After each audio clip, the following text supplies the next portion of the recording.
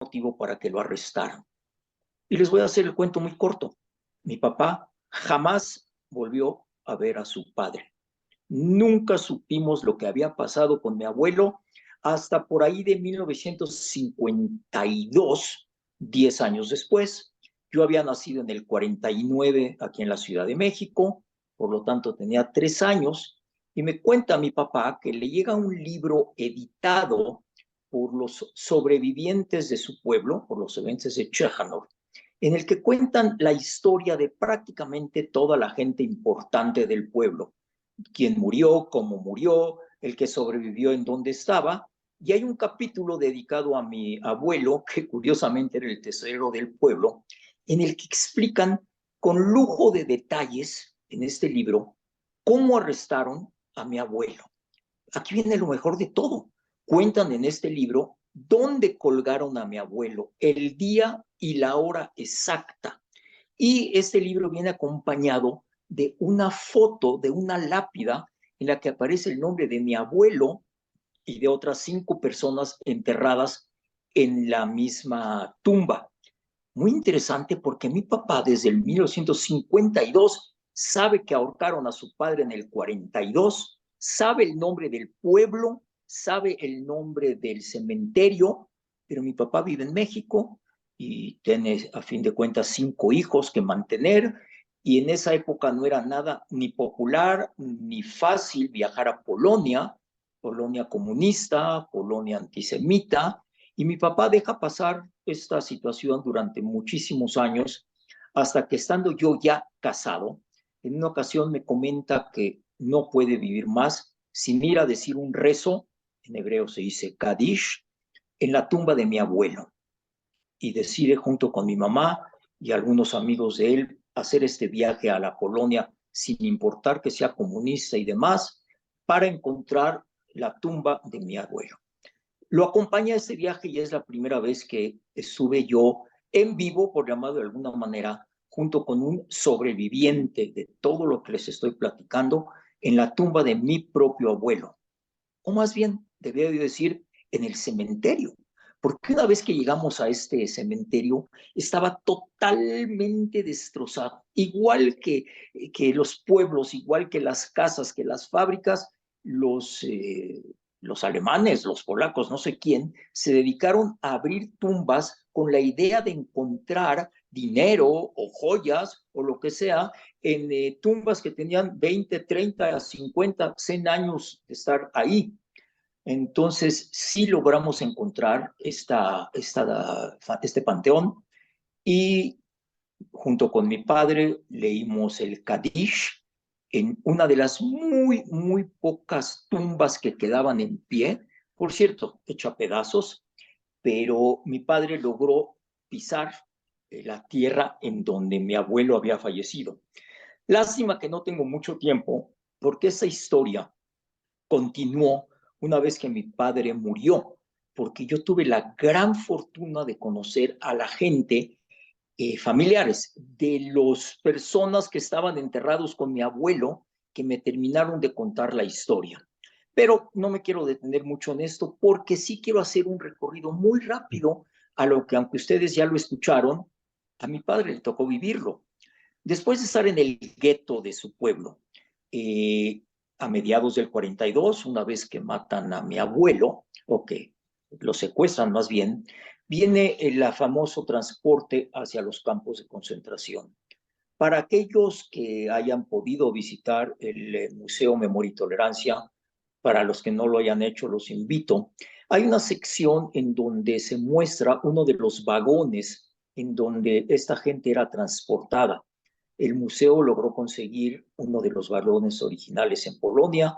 Lo compró hace muchísimos años, inclusive antes de abrir el museo, y mi padre le tocó ser la persona que recibió el vagón, logró subirlo a donde es su término final y ser el primero de toda la gente que lo visitó en volver a entrar a ello. Papá, ¿cómo fue ese viaje? Lo hemos visto en películas, lo hemos visto, lo hemos leído en libros, pero tú lo viviste. Y otra vez, no voy a agregar mucho de lo que ustedes han sabido a través de la historia. Me dice él, Hijo, quiero decirte que esos 5 días que nos tomó viajar desde Chechanov hasta el campo de concentración de Auschwitz-Birkenau, mejor conocido en polaco como Oświęcim-Berezzinska, me dice, Aarón, estábamos parados y yo tuve la fortuna en ese momento de poder detener a mi mamá. Mi mamá tenía 62 años en este momento. Cuando él me lo contó, me dio un poco de sentimiento, porque hablaba de mi abuela de 62 años como una verdadera anciana, y yo estoy a punto de cumplir 75 y no me siento tan viejo. Pero me dice, iba yo con mis 3 hermanas, con mis 2 cuñadas, con todos mis sobrinos, mis primos. Éramos un grupo de la familia Gilbert de cerca de 70 personas, mis 2 hermanos. Realmente el pueblo en sí nos vaciaron en 2 días, nos metieron en trenes a todos los judíos de mi pueblo. Había un cálculo aproximado de 1,000 judíos viviendo en ese pueblo. Aarón, no nos dieron de comer, no nos dieron de beber. Teníamos que hacer nuestras necesidades parados. ¿Tú sabes el olor que había en ese tren? Aparte de eso, había gente que se puso histérica, había gente que lloraba, había gente que se peleaba. Realmente es tan imposible explicar lo que fue viajar en ese tren, pero mi principal interés era detener a mi mamá. Mi mamá era una señora grande y yo era un hombre fuerte en ese momento. Cuando la guerra empieza, mi papá tiene 19 años, en ese momento tiene 22, era carpintero, era muy fuerte, pesaba 88 kilos, y digo este peso subrayándolo porque cuando acabó la guerra pesaba 33, de 88 a 33.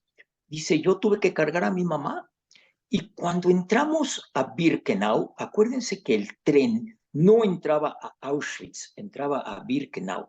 Y nos bajan del tren y nos insultan y los perros, claro, ustedes que me están escuchando ya entienden en qué consistía la separación de derecha e izquierda y que los médicos estaban ahí decidiendo quién vivía y quién moría, pero en ese momento nadie lo sabía.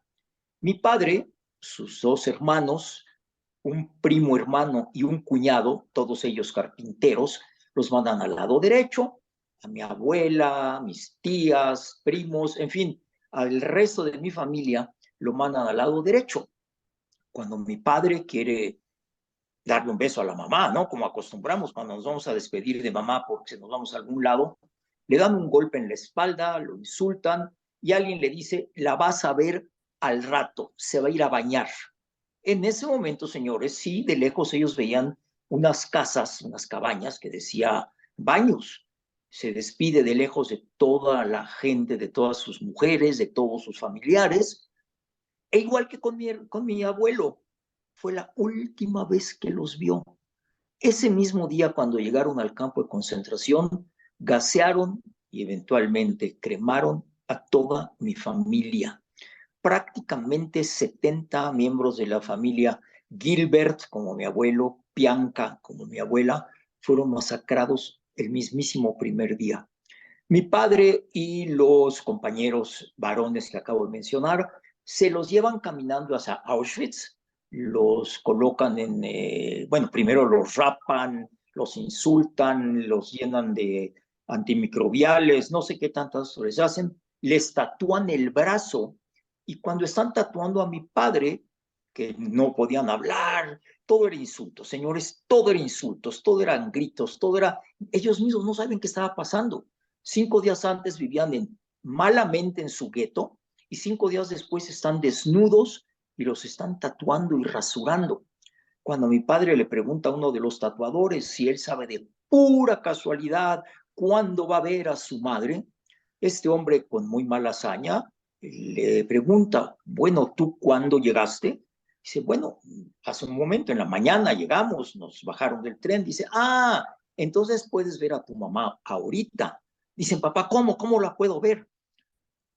Lo hace que se voltee, le enseña una ventana y ve un humo saliendo de una chimenea. Y otra vez, ni idea de qué se trataba.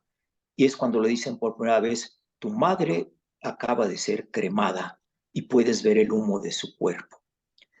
Imagínense esto emocionalmente lo que crea en una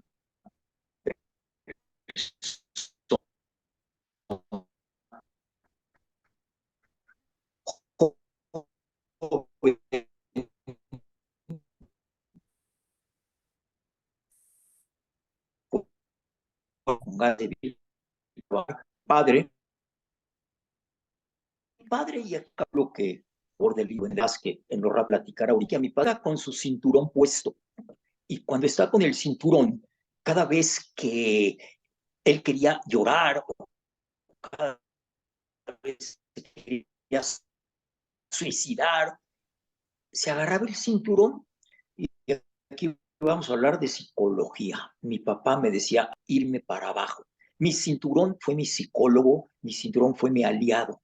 Y aunque le tenía que hacer un agujerito más grande conforme pasaban los meses, cada vez que me quise suicidar lanzándome contra la alambrada electrificada, cada vez que no quería comer, cada vez que me dolía todo en mi cuerpo por lo que habíamos hecho, mi cinturón me decía, Shie, Salvador, tú tienes que sobrevivir por la sencilla razón de que tu hijo Aarón el 16 de febrero del 2024 va a dar una plática en esta convención sobre holocausto organizado por Jesse Lepe.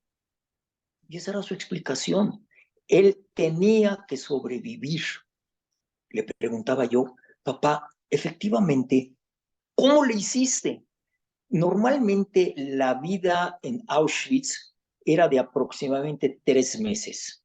O morías enfermo, o morías golpeado, o morías asesinado, o morías en los cámaras de gas. Más de 1 millón de personas lo hicieron. Mi papá, en su brazo, el 70 y tantos mil, fue de los primeros inmates, de los primeros reos que entraron al campo de concentración y mi papá sobrevivió a Auschwitz hasta que se lo llevaron a la marcha de la muerte. 23 meses. Digo, papá, ¿cómo es posible que si la gente moría como, ahora sí, como la expresión que decimos como moscas, ¿cómo es que tú sobreviviste? Y me contestaba muy sencillo. Mi papá era un hombre muy sencillo, muy simpático. A veces inclusive las cosas más dramáticas no las platicaba con un sentido del humor muy propio de él. Y me decía, mira, Aaron, fuerte, te metían un balazo en la cabeza y acabaron con los más fuertes. Rico, nos quitaron todo el dinero desde que llegaron a nuestros hogares, nos volvieron pobres de la noche a la mañana. Inteligente, realmente a los inteligentes los mataban más rápido porque ellos no querían líderes.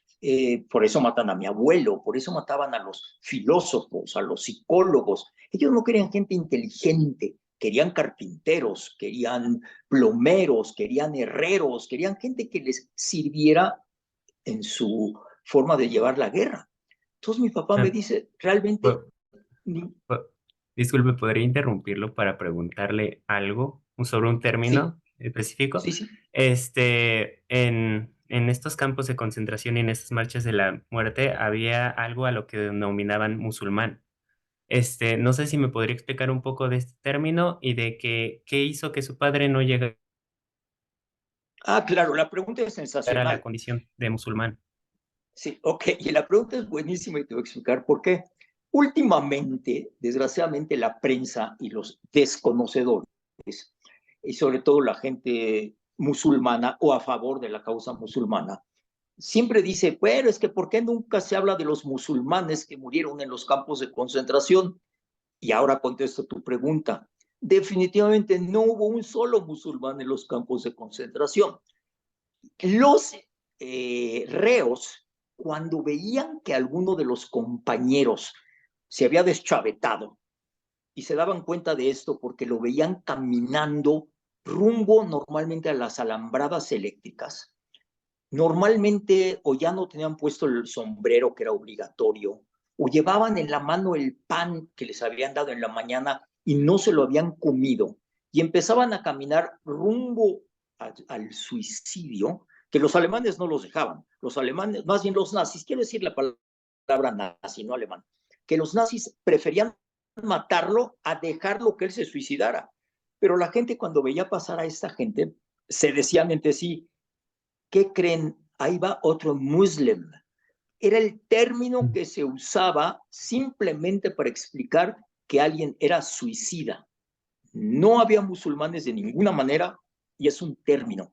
Y espero que sea muy explicatorio. Ahora, cuando este muslim llegaba hasta la enrejada y se suicidaba, la gente que estaba cerca de él, lejos de quererlo salvar, lejos de quererlo ayudar, se lanzaba sobre sus zapatos o sobre su pan, porque él ya no los iba a tener que usar.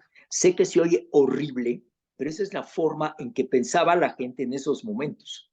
Así es que ese es el verdadero muslim. Si me expliqué, Sí, muchas gracias. me sigo Igual creo entonces que con... los zapatos eran de madera, si no mal me equivoco. Sí, sí, Fíjate sí. que sí, Pero, ¿qué eran, salvó a su padre bueno, uno, el ser carpintero. No, de no acuérdense que, convertirse en musulmán? Una disculpa. perdón, Perdón. ¿Qué hizo que su padre no se convirtiera en musulmán? bueno, desde el punto de vista psicológico mencioné lo del cinturón, porque fue muy importante, pero mira, como él me decía, se salvaba el que tenía que salvarse. Me decía, no le busquen, por favor, muchas formas de explicarlo. Como ya dije, ni fuerte, ni rico, ni inteligente. Era suerte. Dice, mira, en una ocasión estoy caminando con uno de mis colegas por el campo, sale un oficial borracho, levanta la pistola, nos amenaza y en ese momento a mí se me cae la gorra y cuando me agacho a levantarla, el nazi dispara a la cabeza de mi amigo. Tuve suerte. Yo no tiré el sombrero, ni él le atinó al otro. Simplemente ese día a mí no me tocaba morirme.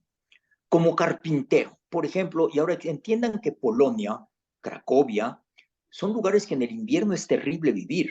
Y además a toda esa gente en los campos de concentración, pues no les daban abrigos o suéteres para sobrevivir. Simplemente vivían con la ropa que les habían dado al principio, misma que estaba hecha a jirones, misma que ya no les quedaba. Esa era la ropa. Y efectivamente las zapatos que usaban, los que les daban en el campo, a veces perdías un zapato y te pasabas telas con un zapato. En las noches, cuando alguien se distraía, no faltaba quien se robara el segundo zapato y terminabas caminando con dos zapatos de pie derecho de distintas formas, uno de madera y uno de piel. Era algo que realmente, y voy a usar una expresión que mi papá acuñó y que quiero usar con ustedes el día de hoy. Mi papá decía, mira, Aaron, tú puedes leer cuantos libros quieras, ver las películas que quieras, escuchar los testimonios que quieras, pero nunca nadie va a entender lo que era vivir un solo día en el campo de concentración de Auschwitz-Birkenau. Desde que nos levantábamos hasta que nos acostábamos, podíamos morir. Nos llevaban al baño de 30 o 40 personas al mismo tiempo y otra vez hay fotos de estas letrinas en la literatura internacional que pueden ver. Imagínate cuando nos metían a estos 40 personas, nos sentábamos al mismo tiempo en las letrinas y no teníamos que defecar. Realmente la comida que nos daban era tan mínima que defecábamos líquido, estábamos siempre enfermos, teníamos todo tipo de problemas. Dice, me tocó en una ocasión, después de pujar y pujar y pujar, que nos paramos todos porque todo era bajo un reglamento, tanto tiempo para esto, tanto tiempo para el otro. Y cuando me paro, uno de los compañeros se queda sentado en el excusado. Entran los capos, ven que este hombre murió sentado en el excusado y con unas tenazas lo toman de la cabeza, lo levantan para sacarlo del baño y llevarlo a una carretilla, dice, y sus intestinos había sido lo que el Señor defecó. Dice, se me quedó tan grabado ver a mi amigo cómo lo cargaban con el intestino colgando del ano. Dice, ¿tú crees que alguien va a hacer una película y va a ser una escena como lo que yo les acabo de contar? Naturalmente que no, dice, eso es lo que vivíamos diario. Dice, pero yo como carpintero, en una ocasión nos invitan a algunos de los carpinteros a ir a trabajar a la carpintería del campo de concentración Yo era carpintero, mis dos hermanos eran carpinteros y los tres, mucho tiempo del invierno, logramos trabajar adentro de la carpintería. Eso nos ayudó en alguna ocasión a no contraer gripes, a no contraer enfermedades respiratorias que eventualmente terminaban matándote. Entonces, a tu pregunta, ¿por qué me salvé? Bueno, pues un día porque se agachó el otro, otros días porque estaba en la carpintería. Otro día, y es una historia interesante, el jefe del taller, un nazi, vio cómo trabajaba mi papá y un día llega y lo llama y le dice, quiero que me acompañes. Pues mi padre no le queda más que hacerle caso. Y por primera vez, y esto también es interesante, cuando llega a las puertas del campo de concentración, acuérdense que yo mencioné que ellos llegaban en tren a Birkenau. Ese señalamiento que ustedes han visto de Arbeit macht frei, el trabajo da libertad, está en la entrada de Auschwitz. Mi papá nunca había estado en la entrada de Auschwitz, él estaba adentro de Auschwitz.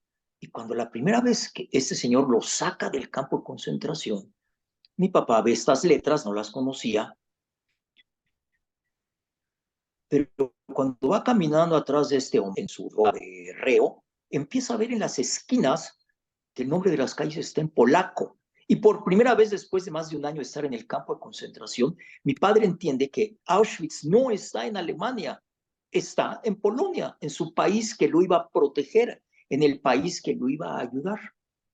Este hombre lo lleva a su casa y ¿para qué se lo llevó? Para ser una especie de esclavo sirviente personal y durante varias semanas lo puso a arreglar la casa, obviamente era una casa robada, toda la cosa de madera. En esa época era básicamente las ventanas, las puertas, los pisos y durante semanas enteras mi papá trabaja para ese hombre. En la mañana en el campo de concentración lo paraban, se lo llevaban a casa de este hombre, trabajaba y se regresaba a vivir como todos los demás, salvo que me contaba mi papá que en alguna ocasión, caminando dentro de esta casa, se dio cuenta que los hijos de este señor habían dejado comida en la mesa. El primer día mi papá dice, con todo y que se me hizo agua la boca, yo no podría acercarme a tocar esa comida porque seguramente me mataban. Dice, pero después de 2 o 3 días, cuando yo veía los pedacitos de salchicha y los pedacitos de pollo y los pedacitos de pan que habían quedado ahí, pues el primer día que los vi y me los metí rápidamente a la boca, dije que me maten ahorita, pero con el estómago lleno, resulta que no me mataron. Y resulta que durante muchos días, muchas semanas, yo pude comer las sobras que dejaba esta familia, que obviamente sabían que yo me las estaba comiendo. Pude llevarle a mis dos hermanos, el mayor se llamaba Moisés, el mediano Isidoro, mi padre Salvador era el más pequeño, eran los que se beneficiaban con esta comida. Otra ¿Puedo vez, detenerlo, en este punto? perdón, ¿Puedo detenerlo en este punto? claro, Primero, adelante, sí. para agradecer que lo que nos está compartiendo sí es muy fuerte y muy significativo en la vida de su padre, el cómo sobrevivió. Y de hecho se me hace muy significativo también el título que lleva su libro, que es El último superviviente, que parece que eso estaba haciendo todo el tiempo a lo largo de su cautiverio y a lo largo de los crímenes de odio de los que fue fuente, estaba sobreviviendo siempre. Y me gustaría preguntarle, ¿cuáles, considera que fueron las secuelas físicas o espirituales más significativas después en la vida de su padre? Pues mira, como decía yo al principio, lástima que tengo tan poquito tiempo, porque me hubiera gustado terminar de contar la historia de mis dos tíos, que con eso creo que entenderías parte de la cuestión emocional. Por ejemplo, muy cerca del fin de la guerra, llegan los nazis y se quieren llevar a mi segundo tío, al de en medio, ya a matarlo, a la cámara de gas. Los hermanos se despiden de él, hermano, hasta luego, nos veremos en el cielo, ya sabes, toda una escena muy triste. Desaparece mi tío del mapa, pero curiosamente cuando liberan a mi padre terminó viviendo casi un año en Italia. No tenía dinero, no tenía idioma, no tenía amigos, no tenía trabajo, sobrevive en Italia y un día le dice uno de los conocidos que en su cabañita, mi papá tenía una cabañita para una persona, le dice que ahí estaba, tenía una visita. Cuando mi papá entra a su cabaña, no sabe quién puede irlo a visitar, resulta que es este hermano que iban a gasear ese día, vivito y coleando en la cama de mi papá. Entonces viene toda una historia de cómo se salva mi tío y cómo afecta esto. Imagínate que un día te despides de tu ser querido pensando, no te vuelvo a ver, como fue con el padre, como fue con la madre, como fue con las hermanas, y de repente este hermano está recostado en tu cama y se ve bastante bien, se ve bastante recuperado. Te hablo del segundo hermano para que entienda bien la gente cómo sobrevivías. Resulta que mi padre sí caminó la marcha de la muerte, sí llegó al segundo campo de concentración en Austria, que era el campo de concentración de Mauthausen, para terminar siendo liberado el 5 de mayo del 45 en el campo de concentración de Ebensee en Austria. O sea, mi papá estuvo en 3 campos de concentración. Resulta que cuando los liberan, mi padre, como dije hace un momento, pesaba 33 kilos. Se acerca un amigo y le dice a mi papá, fíjate, Salvador, que tu hermano Moisés ya se murió y tu hermano Moisés está en ahí una pila de cadáveres que van a cremar. Mi padre no puede ni siquiera levantarse, ya no tiene ni fuerza y pues llora tirado en el piso como estaba. Un par de días después llegan las fuerzas aliadas, los liberan y cuenta mi papá que 3 o 4 días después abre los ojos y está en una cama de hospital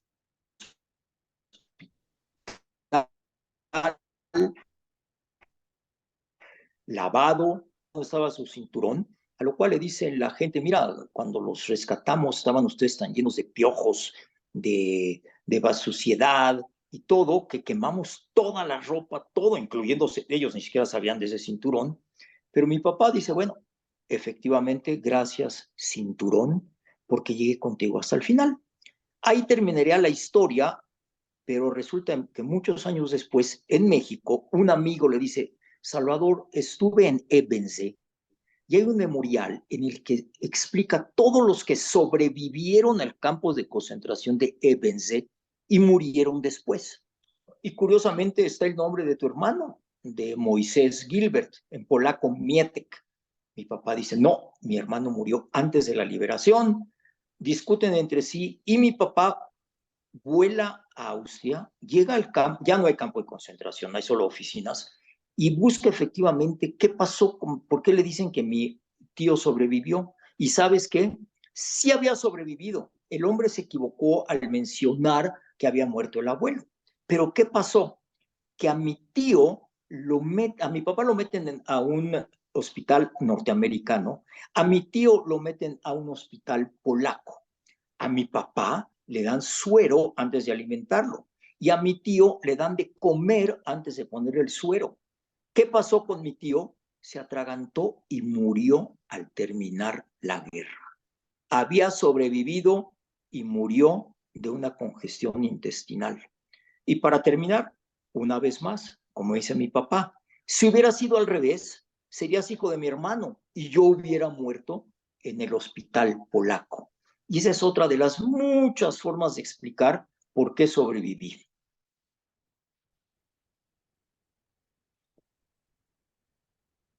¿Estamos? Sí, sí, sí, sí, muchas gracias por compartirnos esto. Y igual me gustaría pasar o retomar las cosas como se quedaron en Italia después de su liberación, la liberación de su padre. Primero le preguntaría, ¿cómo empezó, de cierta forma desde cero? ¿Cómo llegó a la decisión de llegar a México?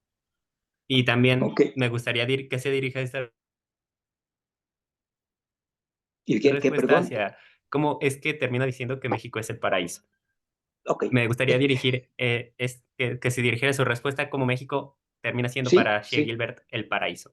Esto es interesantísimo porque créanme que nadie tomaba decisiones. Las decisiones las tomaba el creador por ti.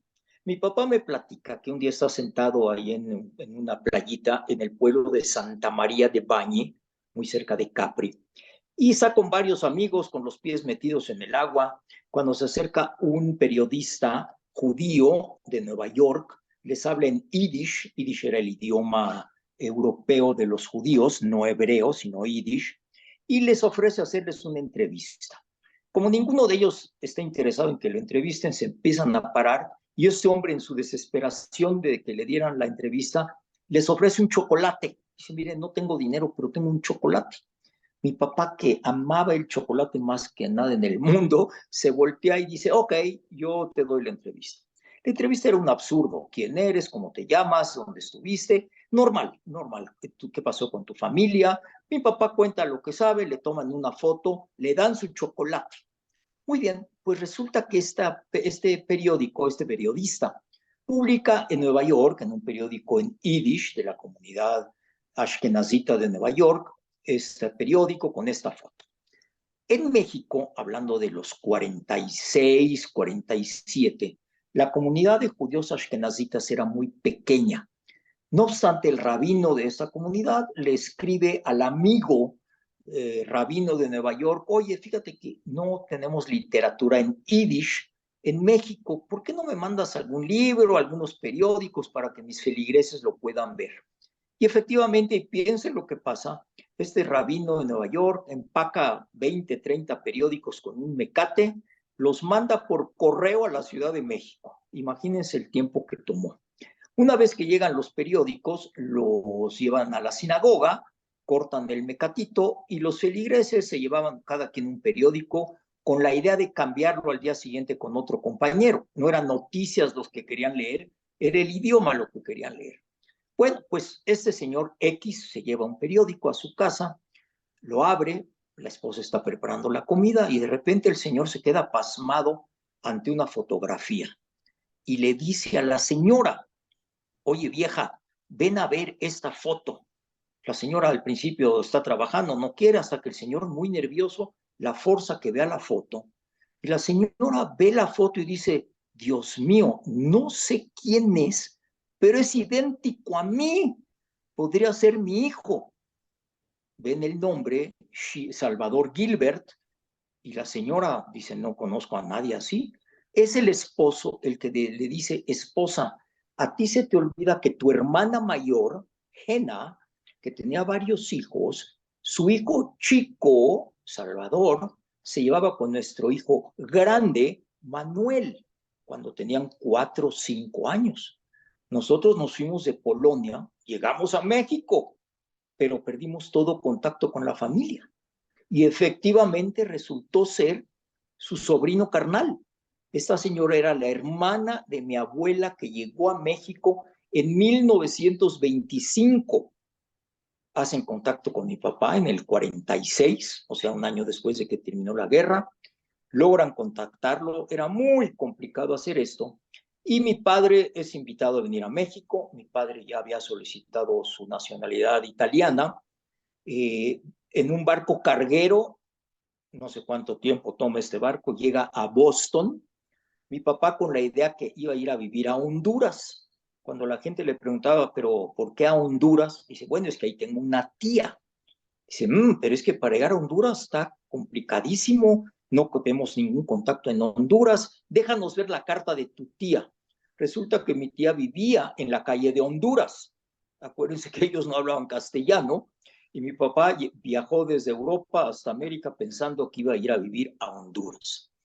Llega a México y tiene efectivamente a ese primo que había llegado a México a los 5 años de edad, y mi tío era un hombre muy guapo y era un señor que le gustaba la buena vida. Y empieza a sacar a las calles a mi papá, un hombre que venía de Polonia y sus inviernos, que venía del campo de concentración, que venía de la marcha de la muerte, que venía de todo esto, y mi primo lo lleva a Xochimilco y lo lleva al centro de la ciudad y le compra unos esquites y le compra unos raspados. Y en eso mi papá conoce a mi mamá.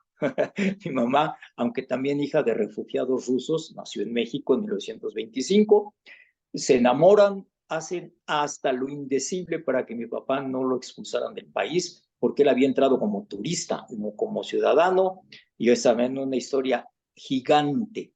Se casa con mi mamá y le dice a mi mamá, quiero que sepas que en el campo de concentración nos inyectaban, más bien nos daban de comer bromuro. Eso nos hacía ser impotentes, nos hacía no tener familia. Mucha gente quedó muy afectada, contestando otra vez tu pregunta de los afectamientos. Le dice a mamá, Ujú. te aviso que posiblemente no tengamos hijos. Mi mamá acepta el matrimonio, fuimos 5 hijos, yo fui el primero, el varón, y como son las culturas, pues al haber nacido primero un varón que pudo haber llevado el nombre de mi abuelo, para mi papá fue un verdadero milagro. Y cada una de las cosas que hacía en México a mi papá le maravillaba de tal manera que es lo que decía, estoy en el paraíso, no existe clima, no existe comida, no existe amistad, no existe nada mejor que México. Y fue un mexicano muy ejemplar. Sí, muchas gracias por contar esta bonita parte de la historia de su padre. Siento yo que reconstituyó mucho el legado de los Gilbert y nos los compartió acá en México. Me gustaría preguntarle, muchas veces habla de venganza en el libro El último sobreviviente, de una venganza que su padre efectuó contra el régimen y contra los abusos que le hicieron. No sé qué opinión le considera a esto de tener una familia grande y tratar de ser feliz en México. ¿Considera que esto es la venganza perfecta de su padre? Tan es así. Mira, yo nunca me he considerado un hombre religioso, pero mi padre venía de una familia mucho más ortodoxa de la que eventualmente se convirtió en México. Y por decirte algo, el día del ayuno o el Yom Kippur en nuestra religión es un día en el que básicamente todos los judíos asistimos al templo. Nunca, jamás en la historia de la vida de mi padre, yo dejé de ir. Me sentaba junto a él, él era el que rezaba, yo estaba junto a él, nos sentábamos, nos parábamos, nos sentábamos, nos parábamos, y siempre cuando estaba rezando, él se dirigía hacia el centro de la sinagoga y le decía a Hitler o a los nazis, como tú quieras verlo, ¿no? No usaba un en especial. Dice, mira, aquí es mi venganza. No pudiste acabar con mi familia. Aquí están mis hijos, mis nietos, mis bisnietos. No lograste vencernos. Esa era su venganza. Esa era su venganza. Sí, muchas gracias. Para ir cerrando, vamos a cerrar esto con una última pregunta. Me gustaría que nos dijera a su consideración cuál es el acto de resistencia más significativo en la vida de su padre y también, para usted, ¿cómo se siente Ok, mira, ser el portavoz de la historia de su padre, de Shea Gilbert? lástima que no sé si me estén viendo o no me estén viendo, pero mi papá Ujú. conforme creció, conforme fue viviendo en México, hablaba mucho, mucho, mucho conmigo del tema. Mis otros 4 hermanos lo evitaban un poquito. Cuando vean que mi papá estaba a punto de hablar alguna de sus historias, como que se perdían. Pero yo estuve tan interesado que un día él me dice, oye, Aaron, ya soy muy viejo. ¿Quién va a seguir contando mi historia? Y pues como yo lo conocía, yo no estaba esperando que él quisiera una respuesta concreta. Y me dice, ¿sabes qué? Quiero escribir la historia con mis memorias. Digo, papá, haces muy bien, escríbelas. Hijo, pero yo no soy escritor. Y todavía yo ya empecé a ver por dónde iba la bola. Digo, pero papá, hay gente que se dedica a escribir libros en nombre de otras personas. Me dice, no, quiero que tú me hagas el favor de escribirlo. Y me senté junto a él y efectivamente me puse a no solo escucharlo, sino a redactar sus historias, a redactarlas. Conste que no soy escritor, pero mi papá me fue platicando de tan su historia. Y fui con él 2 veces a Polonia, como les decía al principio. La primera vez en plena Polonia comunista, la segunda vez en Polonia liberada, Estuve con él en su pueblo, estuve con él donde estaba enterrado mi abuelo, estuve con él en las vías del tren en donde entraron a Birkenau, estuve con él en la cámara de gas donde mataron a mis mujeres, estuve con él en su cabaña donde él durmió, estuve con él en el campo de concentración de Mauthausen donde él también estuvo. No solo oía su historia, sino la viví junto a él de alguna manera muy especial. Hoy en día, mucha gente que hace estos viajes se encuentra con museos, se encuentra con memoriales, pero cuando yo tuve la oportunidad de ir con mi papá, por ejemplo, en Auschwitz, todavía estaban las cabañas con olor a muerte, todavía había olor a humo, a carne quemada. Escribir esto se me hizo muy catalizador, muy importante, muy interesante, y mi papá, al estar envejeciendo, iba a dar muchas pláticas. Yo creo que fue el judeo mexicano sobreviviente del Holocausto que más pláticas dio en su vida en la República Mexicana. Hasta el final de su vida me pedía que lo acompañara. Él ya no podía manejar, ya no podía hacer muchas cosas. Iba con él y unas semanas antes de morir me dijo, Aarón, te voy a hacer un favor muy importante. E hizo una seña con sus dedos. Dice, mira, yo soy el lado izquierdo, un anillo de la judería europea y con la otra mano hacía otro anillo y decía, y tú, Aarón, eres la nueva judería en México y tú eres el eslabón más fuerte que yo tengo para que mi historia nunca se acabe. Y les digo la verdad, mi papi tiene 15 años que falleció, su libro sigue vivo, sé que Jesse Lepe tiene libros al respecto, y me he dedicado con todo gusto y todo cariño a seguir platicando la historia de mi padre, que a fin de cuentas es la historia de los sobrevivientes. Como él me decía, Aaron, no importan los que hablemos tanto de 6 millones muertos, no sabemos qué pasó con ellos, quiénes eran, qué dejaron, pero sí sabemos los que sobrevivimos, todo lo que tuvimos que hacer para rehacer nuestras vidas. Mucha gente no pudo, mucha gente sobrevivió, pero su cabeza, su cuerpo no dio para mucho. Mi papi afortunadamente llegó a los, insisto, a los 88 años platicando el tema y yo sigo haciéndolo. Sí, muchas gracias por compartirnos su historia, su testimonio y sus sentimientos que le despiertan al hablar de su padre. Es un personaje muy importante para usted y para la historia y para testificar los horrores que se vivieron durante la Segunda Guerra Mundial. Muy bien, Me gustaría, cerrar aquí con la entrevista y, pues, pasar a nuestra sesión de preguntas, si no hay nada adelante. más que agregar.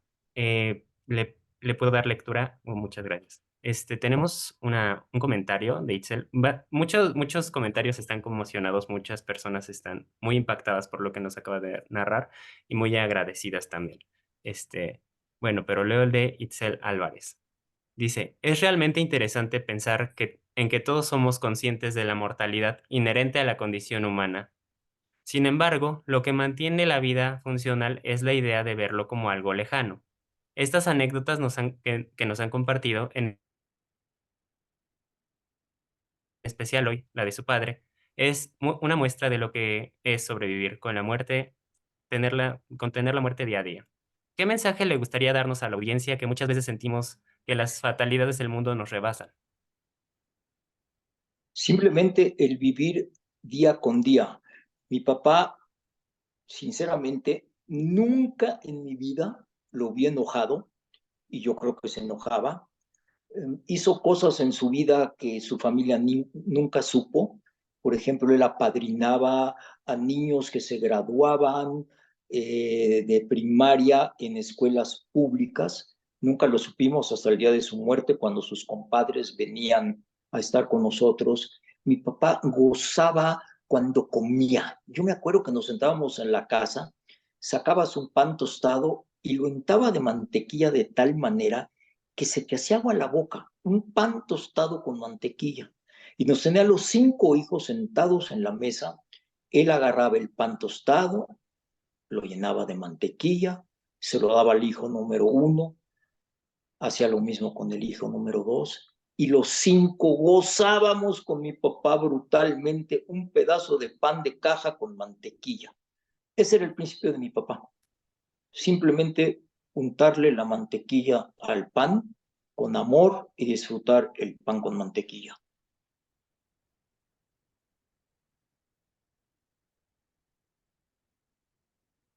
Muchas, sí, muchas gracias por compartirnos esta anécdota para mantener la importancia del día a día. Y creo que ya cerramos con esta sesión. Creo que no hay otra pregunta. Bueno, hay muchas preguntas. Bueno, hay una pregunta sobre su libro, pero creo que eso se arregla con la comitiva de Sí. aquí, ¿verdad? Acá Muchas gracias, encontramos, Aaron, otra vez. perdón, acá encontramos otra, dice, ¿cuándo llega a México el hermano de tu papá? Ok. Este hermano, el que curiosamente, él encuentra trabajo en Wisconsin, en Milwaukee, como carpintero. Mi tío nunca se quiso volver a casar porque, aparte que ya estaba casado, a su esposa la gasearon en el 9º mes de embarazo. Así cuando bajaron del tren, su esposa estaba por dar a luz. Nunca, obviamente, la mataron, nunca nació ese niño y él nunca se quiso casar. Pero mi papá, aunque era menor, emocionalmente estaba mucho más fuerte que el hermano, porque él ya tenía aquí 2 hijos en ese momento, vivía muy feliz en México y de plano viajó a Wisconsin y créanme, eran épocas que eso de viajó a no era como hoy en día que era tan sencillo y logra convencerlo y no sé cómo qué palabra usar, pero le consigue hasta novia. Mi tío llega a México muchos años después de mi papá, tal vez 10 años después de mi papá, sí se casa, tengo una prima hermana, la única prima hermana que tengo, que vive en Monterrey, y pues era un amor que ustedes se pueden imaginar tremendo. ¿Me permiten contar una última anécdota de mi papá? Sí, claro, todavía tenemos unos 3 minutos, Ok, más o ok, menos. ok. Mi papá me contaba cuando yo era chico, y quiero que entiendan bien ustedes esto, que mi tío lo llevó un día a Mandinga y que en el lago de Mandinga metías las manos al lago y sacabas el pescado, lo cocinabas y te lo comías. Pues yo crecí toda mi vida con esa idea romántica de mi papá, que en Mandinga, yo ni siquiera sabía dónde estaba Mandinga, señores. Déjenme empezar por esto. Resulta que yo soy ciclista y hago muchos recorridos en la República. En ocasión me tocó ir a Veracruz, estoy con varios amigos en Boca del Río y tomamos un taxi, le decimos al taxista, llévanos a un buen restaurante de pescado, por favor.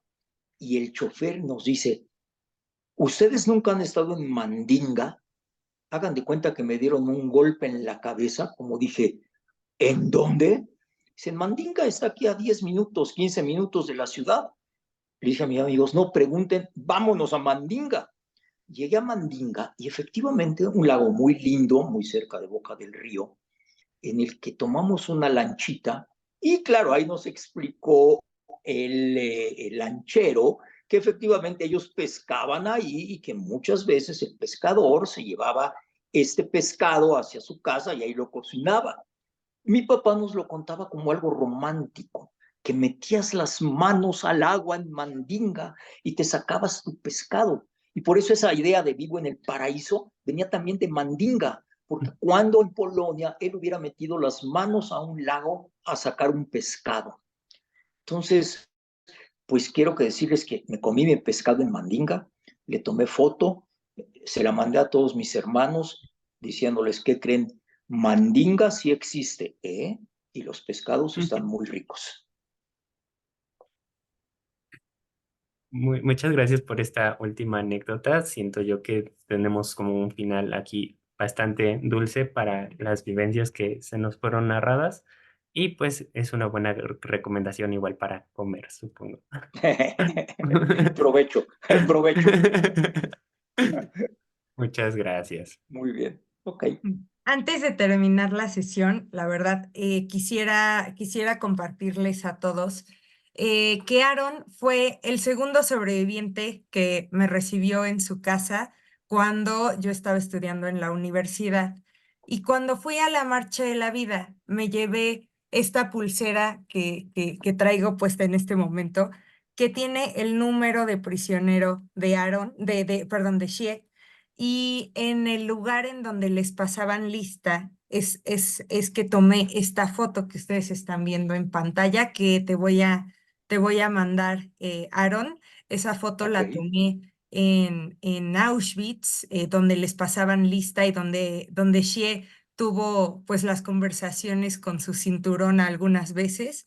Entonces, solo quiero compartirles que yo tengo un compromiso personal por dar a conocer la historia de Xie y que tantas veces me ha compartido Aaron.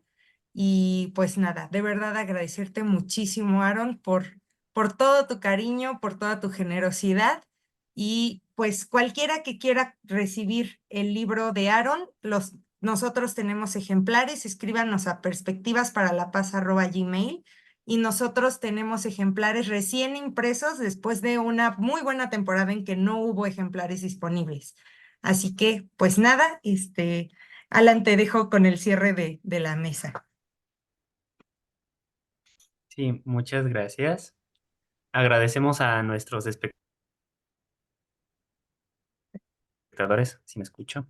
Sí, sí, sí Sí, me sí, escucho. te vas de repente, pero Agradecemos ya a todos llegaste. nuestros espectadores por acompañarnos. Muchas gracias, sí, tengo un poquito mal internet.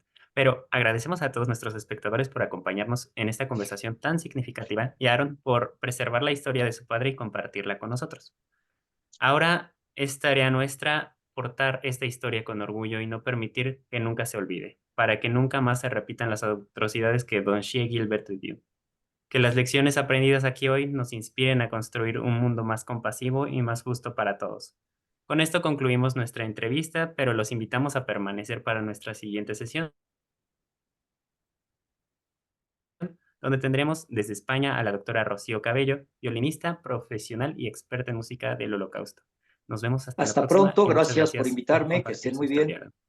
Un placer. Gracias. Gracias.